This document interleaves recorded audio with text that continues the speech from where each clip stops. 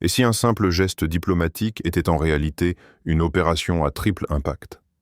Un cadeau inattendu offert par Donald Trump à l'Algérie, qui fait grincer les dents à Moscou et secoue silencieusement Niamey.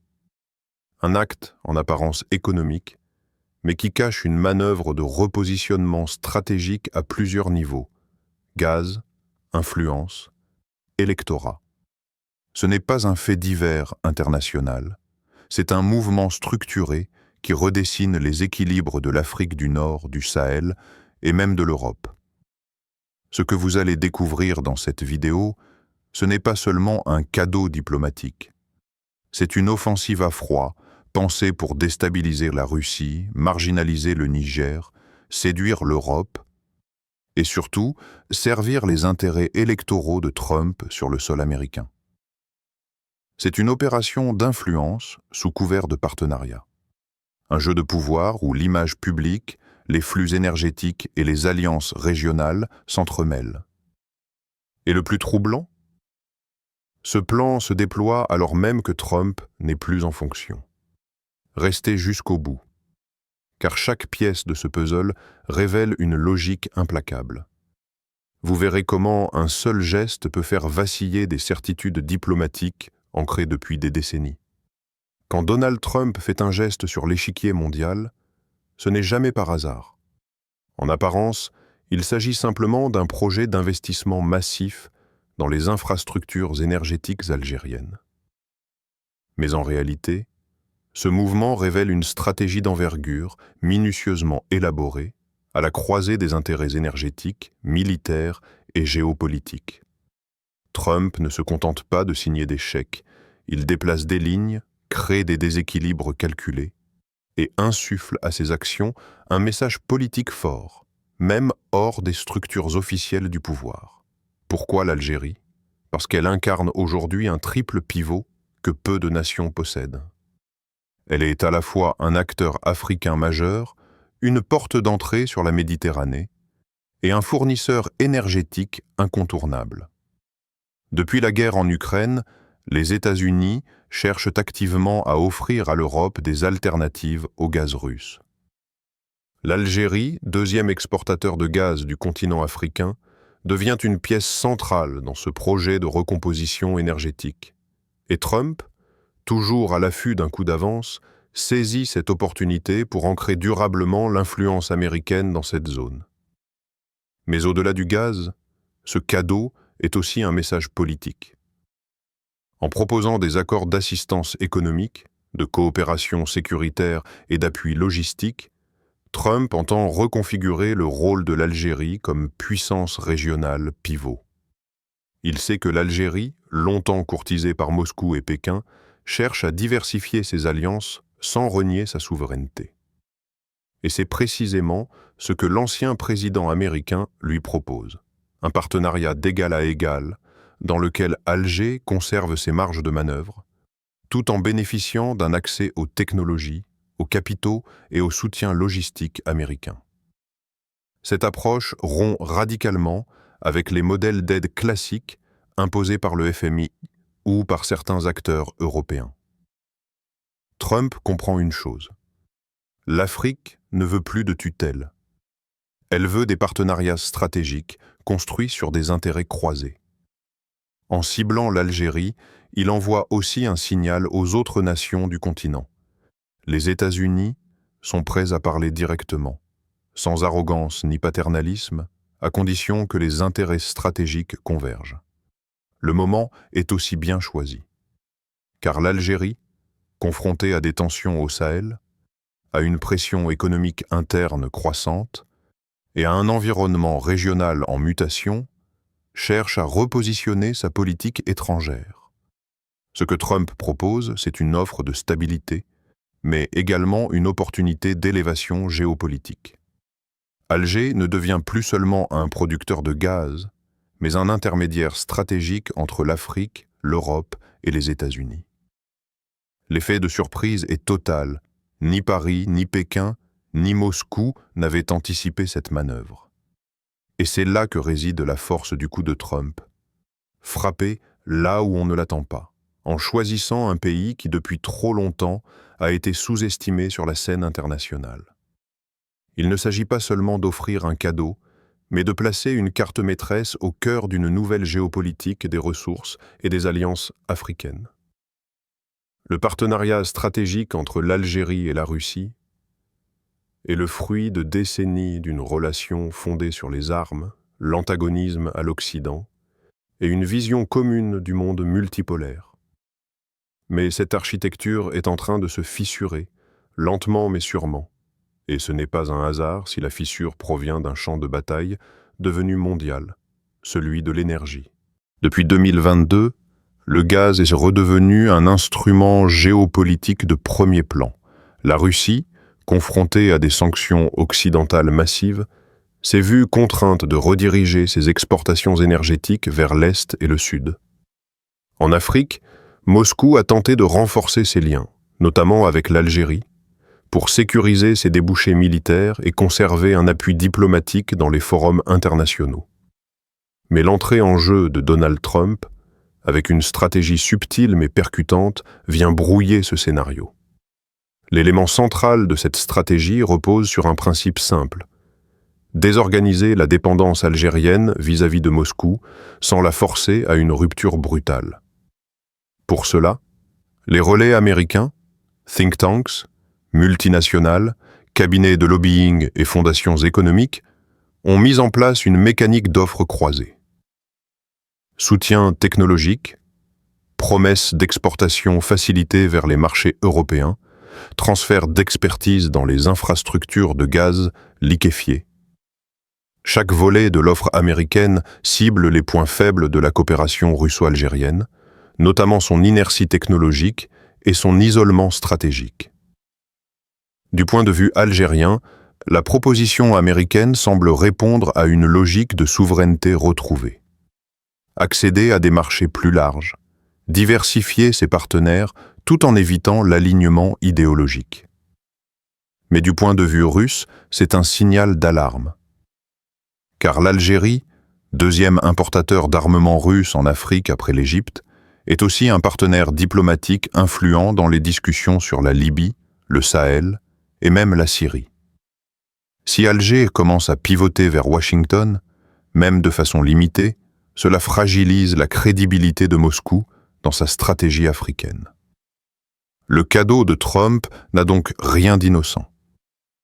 Il agit comme une ingérence douce, calibrée, mais à effet cumulatif. En offrant une alternative énergétique moderne à l'Algérie, il sape la rente d'influence russe tout en projetant l'image d'une Amérique toujours capable de manœuvrer hors de ses structures officielles. Même sans les leviers de l'État, Trump réussit à faire parler les multinationales, les anciens diplomates et les groupes de pression pour faire avancer son agenda. Cette rivalité ne se joue plus seulement sur les accords d'armement ou les résolutions onusiennes. Elle se déplace dans les pipelines, dans les hubs de gaz naturel liquéfié, dans les terminaux portuaires méditerranéens. Et dans cette guerre d'infrastructures, l'offre américaine se veut plus flexible, plus rapide, et surtout moins contraignante que celle du Kremlin. En langage diplomatique, cela s'appelle une offre de remplacement stratégique. Pour le Kremlin, cela équivaut à une perte d'influence structurelle. Et pour Trump, c'est la confirmation d'une vérité fondamentale. Le pouvoir, aujourd'hui, appartient à ceux qui savent manipuler les flux énergétiques bien plus que les discours officiels. À Niamey, les sourires diplomatiques cachent de plus en plus mal l'amertume. Ce que certains percevaient comme une simple réorganisation des priorités américaines prend désormais l'allure d'un abandon stratégique. Car pendant que l'attention de Washington glisse vers le nord, vers Alger, ses ports, ses gazoducs, son accès direct à l'Europe, le Niger se retrouve relégué en marge, victime collatérale d'un réalignement géopolitique qui ne dit pas son nom. Pourtant, le Niger croyait avoir gagné du crédit.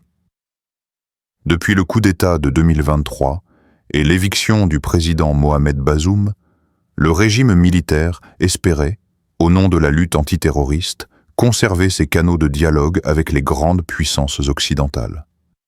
Mais l'axe Trump-Alger vient de rebattre les cartes.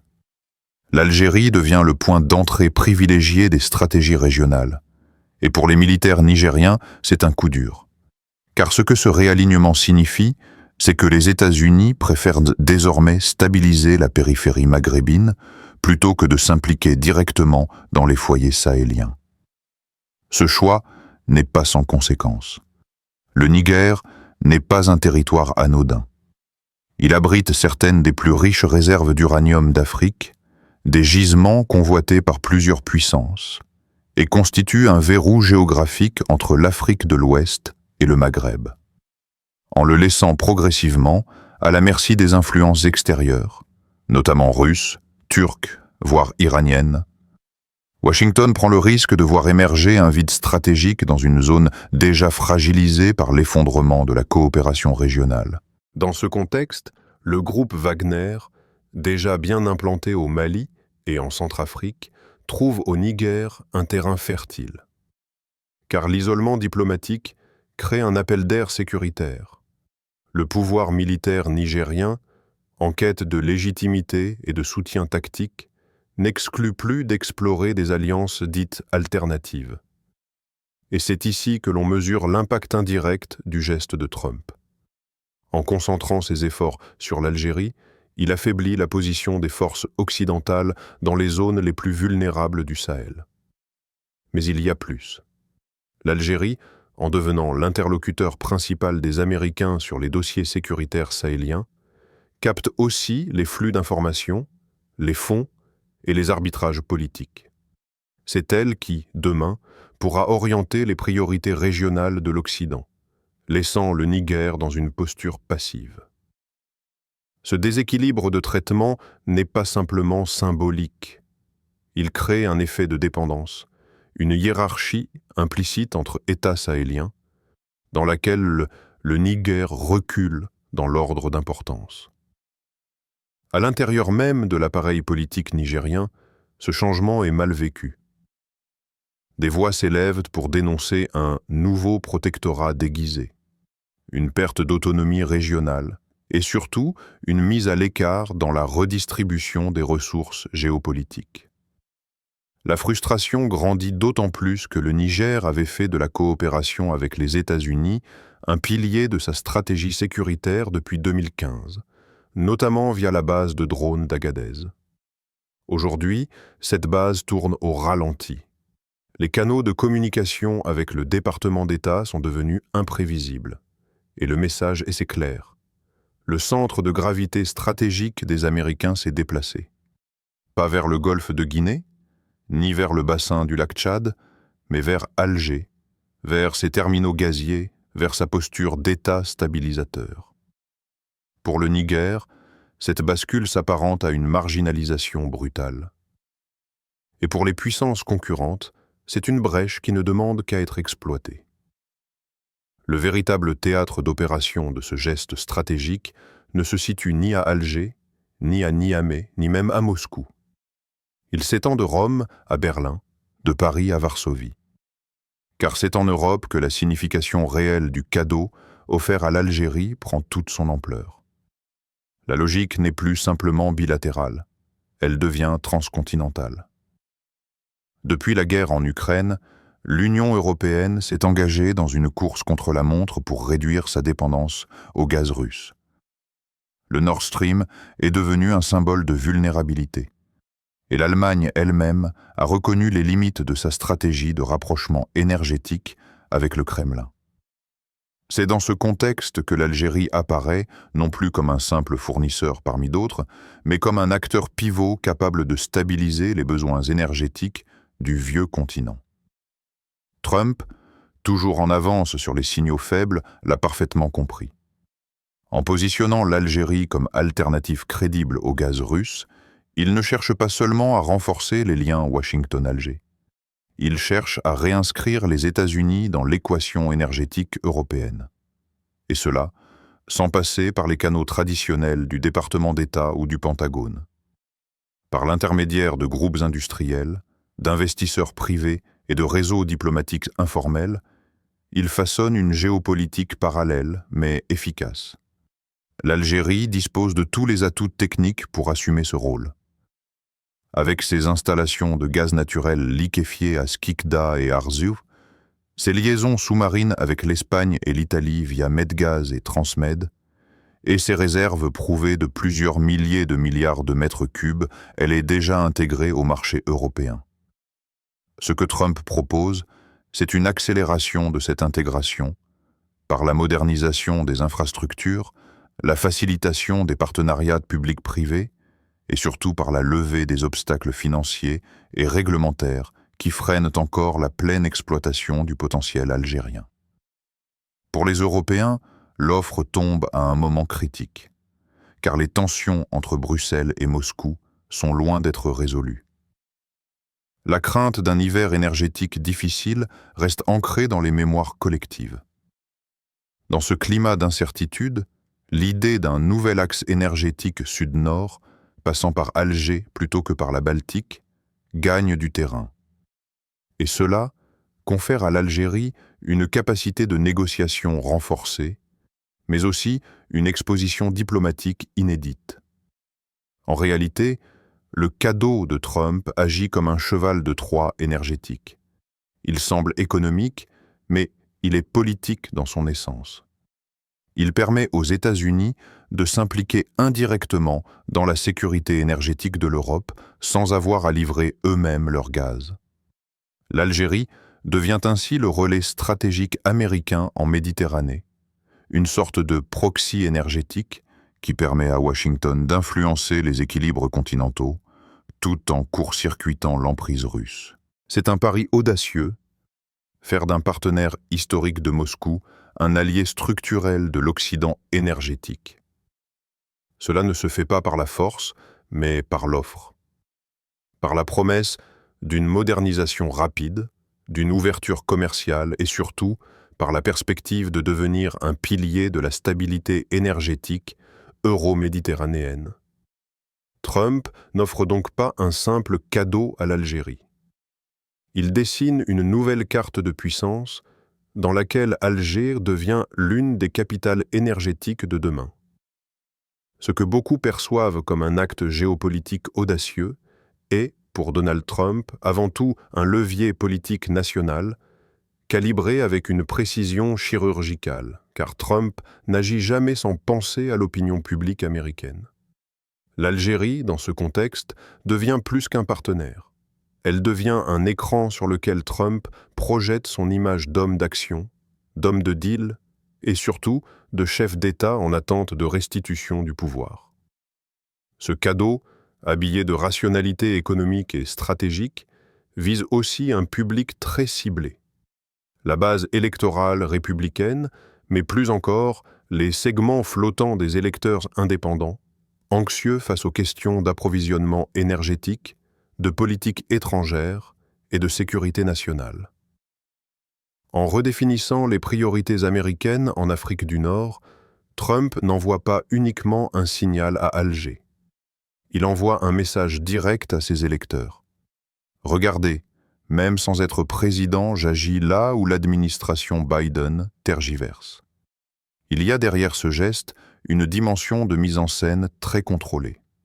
Les images de Trump, en lien avec des puissances étrangères, surtout dans des contextes énergétiques ou de sécurité, ne sont jamais neutres. Elles nourrissent le narratif selon lequel il reste l'homme fort des relations internationales, celui qui n'attend pas d'autorisation pour prendre des décisions, qui anticipe les menaces plutôt que de les subir. Dans l'Amérique post-pandémie, post-crise ukrainienne et en pleine incertitude économique, ce type de mise en récit trouve un écho puissant. Ce cadeau à l'Algérie, c'est aussi une réponse déguisée à ses critiques, ceux qui l'accusent d'isolationnisme, de populisme brut ou d'improvisation diplomatique. Ici, Trump pose un geste mesuré, pensé, structuré, qui offre à son camp une carte stratégique pour démontrer que sa vision des affaires étrangères n'est pas celle d'un pyromane, mais d'un bâtisseur. Il capitalise ainsi sur le contraste entre ses décisions et celles de l'administration actuelle, qu'il accuse régulièrement d'impuissance ou d'incohérence. En politique américaine, ce genre de geste crée un effet miroir. Ce qu'il fait en Algérie sert aussi à déstabiliser l'agenda politique de Washington. Il oblige ses adversaires à réagir, à se positionner, à commenter, ce qui le ramène au centre de la scène, même sans mandat. En d'autres termes, il maîtrise encore le rythme de l'actualité internationale et donc, indirectement, le débat politique national.